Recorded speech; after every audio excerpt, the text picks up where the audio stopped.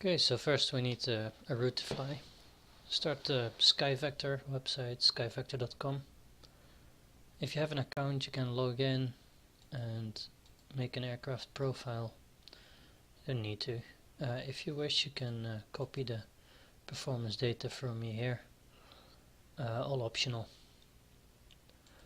What we do is start with a route. We start in Vilnius, so I'll type Vilnius, gives me the ICAO code. We'll go to Plovdiv. Voila, there's a route. Well, this is a straight route, and I'm sure the air traffic control won't appreciate if we just bash through all this airspace. So, rather than that, we'll go to airways. Let's go for high altitude airways today, and we'll start with a route departure Ducat to Ostmus, and from there we'll follow the route south, Pinsk VOR, Papa 727 airway all the way down to Bukov, where we cross into the Bucharest FVR, all the way south to the Floresti VOR. This is in opposite direction, so we need to be on the November 181 airway to Timur, where we're going to Bulgaria, and from there, let's see how we get there. It's sometimes handier to work the other way around, so we need to be at Rumen, that's our arrival point. How do we get there? Via Larat, via Bravo Lima Oscar, and we need to fly this direction airway to Lukov. So yeah, that looks pretty good. It's a little bit of a detour, but I'll show you why. Here in the low level airways you can see all these grey or brownish areas, VFR area, you can see it as well. This is all military airspace, you can't just go through that. On the VFR chart you can also see the terrain, so you've got some mountains, pretty high terrain here, and the rest of the route there's some higher terrain here in the middle. Right, gives you a bit of an idea where we're going to fly. Right, in order to convert this flight plan to something usable for the NVU computer on board, we need this program XNVU version 0.38, and we can type in the route here. So we'll start with EYVI Vilnius. We'll copy the route string starting at Ducat to Rumen, and we'll end with LBPD. Now, if your database is up to date and you press insert before, you get all the waypoints. However, if your database is not up to date and there's a waypoint missing, you will get an error message. If that happens, you can do two things. Either you go to a commercial website and buy yourself an update for the navigation database of X-Plane 11, or you go to settings, XNView library, and you add the waypoints manually. So you click create new, type in the information for your waypoint and save it. Here you can see an example of a waypoint. So the identifier, the name, the country code, latitude, longitude. This is in degree decimal, so you might have to convert that from degree, minute, second. And save and try again, and then you will see all the waypoints in your route. Now, one thing you need to keep in mind if you're using the GPS, it's the KLN 90 and it's limited to 30 waypoints. So this flight plan would be technically correct or usable. However,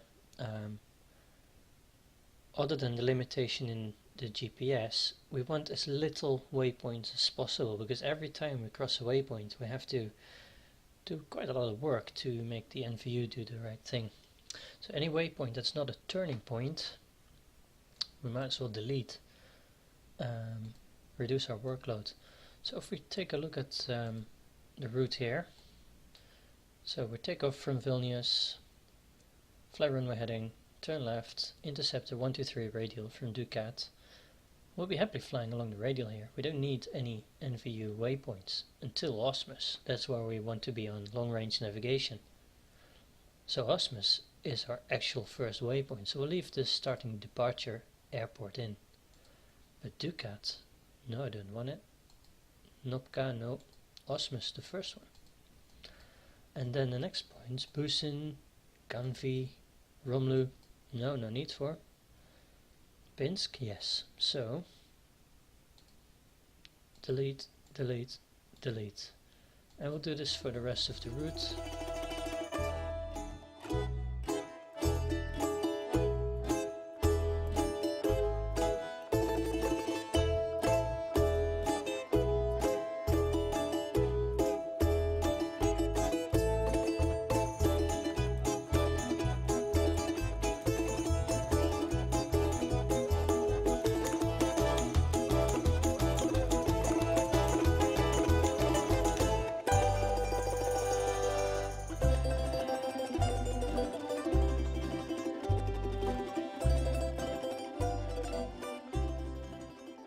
So we've narrowed it down to only 10 waypoints.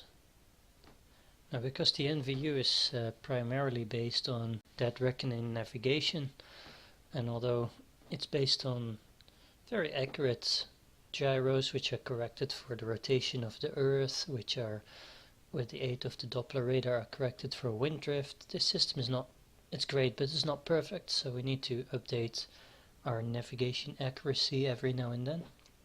And as long as we fly in the CIS countries, or the former Soviet Union area, we can use the RVSN ground-based navigation system, RSBN ground-based navigation system. We can select any waypoint, right-click, set correction beacon. You can choose to use VOR DME, although it won't be automatic, so I never use it. Or, even handier, utilities, auto-generate correction beacons.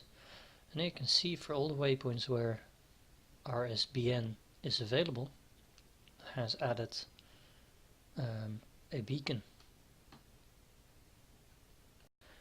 Okay, next we go to export print, export to KLN90B.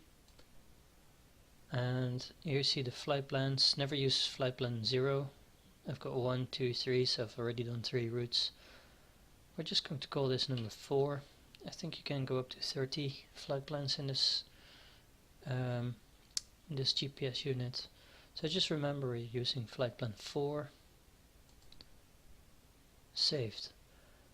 Another time, export print to PDF, and yeah, replace it.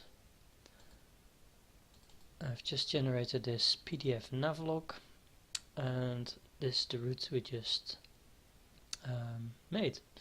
So here you see all the waypoints, the frequencies for the VORs en route, the orthodromic courses for the NVU, and the distances in kilometers for the NVU. These are the RSBN correction beacons, which we can use for the first part of the route. On the right side here you can see the airport information for Vilnius, and on the left side the airport information for Plovdiv. And the total route is 1560 kilometers. So now the planning is complete, you can start up X-Plane, and whilst it's loading, this is probably a good time to have a look at the weather for your airport. So yeah, just looking at Vilnius here, we've got VMC conditions, light wind from the south. It's -1 and cloudy, so we'll need the de-icing systems today. QNH is 1015, runway 19 has a braking action of good, and there's no significant change, so happy days. Let's go.